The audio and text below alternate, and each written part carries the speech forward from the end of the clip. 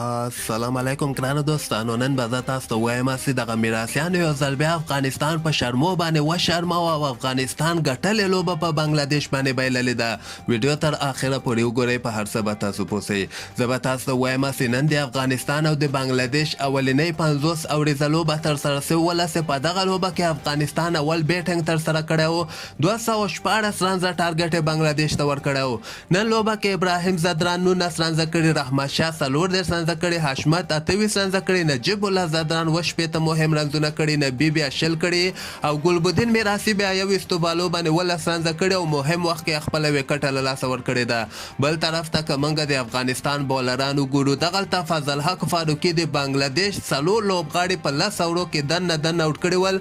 یعنی فضل حق فاروقي په دغه لوبه کې زبردست بولنګ نندارې ته وړاندې کړ، خو دغه نورو بالرانو ورسره غیرت ونه کړ. یعنی دغه نورو بالرانو دومره ښه بولنګ ترسره نه کړ کوم لامل وګرځېده چې افغانستان دغه ګټلې لوبه په بنګلادیش باندې بایللې ده. یو وخت کې د بنګلادیش 15 رنزه ول او د دوی شپږ لوبغاړي اوټ ول او دغه دوه لوبغاړو پارټنرشپ وکړ چې افغانستان دغه 214 رنزه ټارګټ یې ورکړی او دغه ډېر په اسانۍ سره پوره کړ.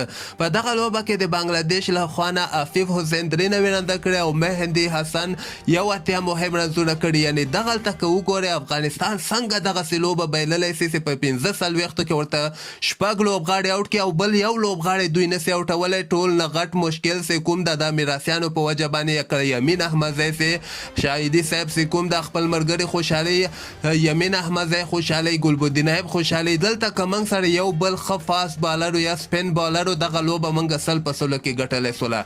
تاسو وګورئ د افغانستان دغه بنګالیانو خو په رشید خان باندې مې احتیاط کوو، نبي باندې مې احتیاط کوو او دغه نور میراثیان سي کوم د دواړه سخت ټکولي دي. یمین احمدزي 15 اورو کې 15 رنزه ورکړي، سټول نه زیات رنزونه ورکړي او ګلبدین ایب صاحب بیا 3.15 اورو کې 15 رنزه ورکړي دي چې دا هم ډېر سخت ټکولی ده. نو تاسو خپل نظر لاندې ما سره په کمنټ کې شریکولی سئ.